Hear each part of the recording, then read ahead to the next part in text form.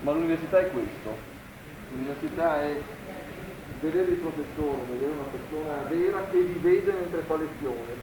Un saluto in italiano e anche in inglese. And I'm very glad that we are doing it, and we're all doing it. We are doing an experiment. Il rettore dell'Università di Padova ha voluto essere presente e portare in prima persona il proprio benvenuto agli studenti italiani e stranieri che hanno iniziato l'anno accademico. Rizzuto ha girato i vari dipartimenti rivolgendo ai ragazzi un lungo discorso di incoraggiamento. Le lezioni tornano in presenza, gran parte dei corsi, in particolare i laboratori, riescono a garantire la presenza dei ragazzi in classe, come per chimica, psicologia, ingegneria. Altri corsi alterneranno metà presenza in aula e l'altra metà online, ma la sfida di far tornare i ragazzi a popolare gli edifici universitari è stata vinta, ha detto oggi il rettore.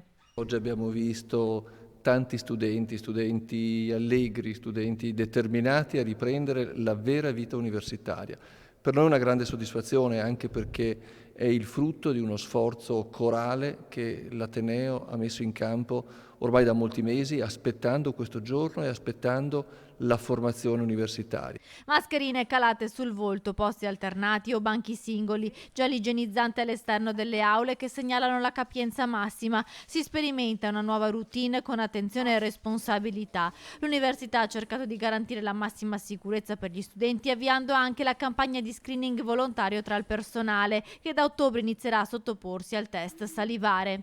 Abbiamo voluto anche garantire la cosiddetta prevenzione secondaria, identificare precocemente potenziali contagi, e questo test è esteso all'intera popolazione della comunità accademica, professori, personale tecnico e amministrativo, tutti coloro che frequentano e partecipano all'organizzazione e alla vita dell'università. Questa l'abbiamo attivata, abbiamo avuto una risposta entusiasta. In mezz'ora 600 aderenti, oggi sono più di 2000, e quindi una volta raccolte tutte le adesioni partiamo con l'esecuzione. La diagnosi molecolare mediante tampone salivare ha un'affidabilità equivalente a quella del tampone classico e consente l'autoprelievo del campione masticando un tamponcino che poi verrà successivamente chiuso in provetta e consegnato in luoghi di raccolta predefiniti vicini alla sede di lavoro.